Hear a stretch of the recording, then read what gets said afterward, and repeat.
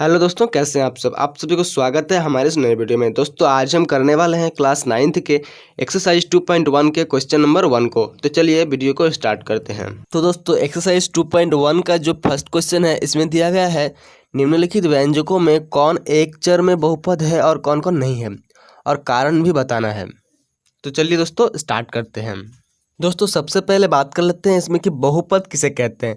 दोस्तों बहुपद मतलब ये जो दिया गया है, ये एक पद है, ये एक दो पद और ये एक तीन पद। ये तीन पद है यानी कि ये एक बहुपद है। ये एक एक जो पार्ट दिया गया है प्लस और माइनस के द्वारा इसे अलग करता है, उसको हम पद कहते हैं। ये एक पद, दो पद और तीन पद, तो ये एक बहुपद है। बहुपद तो समझ गए। उसके बाद हम बात कर लेते हैं चर।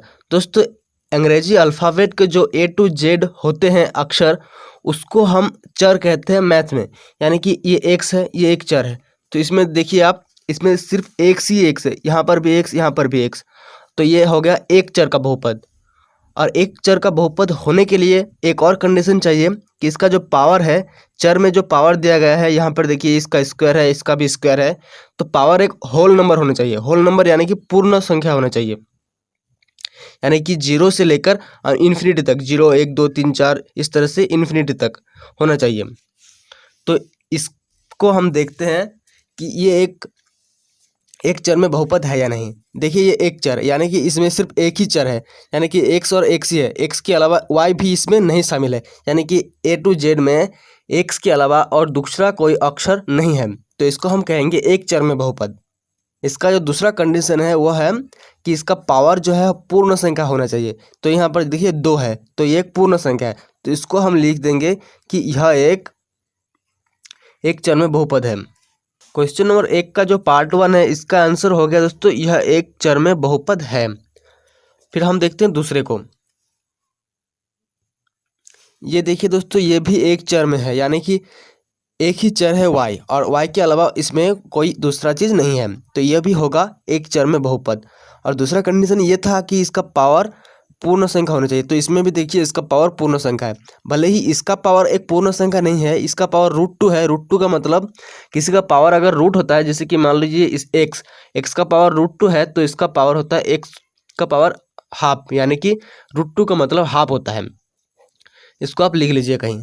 तो इसका हमें नहीं देखना है। इसमें जो चर है A to Z, जो चर होता है एक्स वाई जेड या फिर ABCD, तो उसका जो पावर होता है उसको हमें देखना है कि ये पूर्ण संख्या है या नहीं। तो यहाँ पर देखिए इसका पावर पूर्ण संख्या है, तो ये भी हम लिख देंगे यह एक चर में बहुपद है। दोस्तों अब हम देखते हैं 3 को। देखिए दोस्तों इसमें जो चर है t, ये एक चर में तो है, यानी कि यहाँ पर भी t है, यहाँ पर भी t है। एक चर में तो है, लेकिन इसका देखिए पावर है √2। इसमें तो 1 है, कुछ भी नहीं मतलब इसका 1 होता है, तो इसका पावर तो 1 है, लेकिन इसका पावर √2 है, √t है, सॉरी। √t का मतलब यहाँ पर मैंने आपको बताया √t, √x का मतलब x के पावर हाफ, तो √t का मतलब t के पावर हाफ। तो यहाँ पर भी हाफ है, तो ये हाफ जो है ये एक पूर्ण संख्या नहीं है। पहले आप लिख लीजिए पूर्ण संख्या। पूर्ण संख्या 0 से लेकर स्टार्ट होकर 1 2 3 इस तरह की संख्या को पूर्ण संख्या कहते हैं। तो यहाँ पर आप देखिए t के पावर जो है पूर्ण संख्या नहीं है, तो यहाँ पर हम लिखेंगे यह एक चर में बहुपद नहीं है। इस तरह से लिख लेंगे, यह एक चर में बहुपद नहीं है क्योंकि चर का घातांक पूर्ण संख्या नहीं है। 4 में देखिए यहाँ पर भी एक चर में ही बहुपद है। ये एक चर है, लेकिन इसका जो पावर है वो पूर्ण संख्या नहीं है।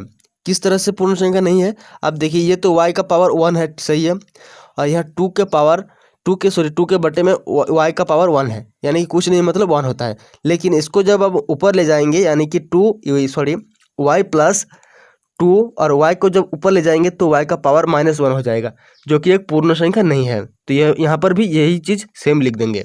5 में दिया है x की पावर 10, y की पावर 3, t के पावर 50, यानी कि यहाँ पर आप अच्छे से देख सकते हैं कि ये एक चर में बहुपद नहीं है, क्योंकि इसका चर एक नहीं है, यानी कि x नहीं है, या फिर y नहीं है, t नहीं है, यानी कि हर जगह अलग अलग है। तो ये हो गया 3 चर में बहुपद। ये बहुपद तो है लेकिन एक चर में नहीं है, यह 3 चर में बहुपद है। 5 का जो आंसर है यह होगा, यह 3 चर में बहुपद है। दोस्तों उम्मीद है ये वीडियो आपको पसंद आया होगा, और पसंद आए तो लाइक जरूर कीजिएगा और हमारे चैनल को सब्सक्राइब भी कर लीजिएगा। मिलते हैं अगले वीडियो में, तब तक के लिए जय हिंद।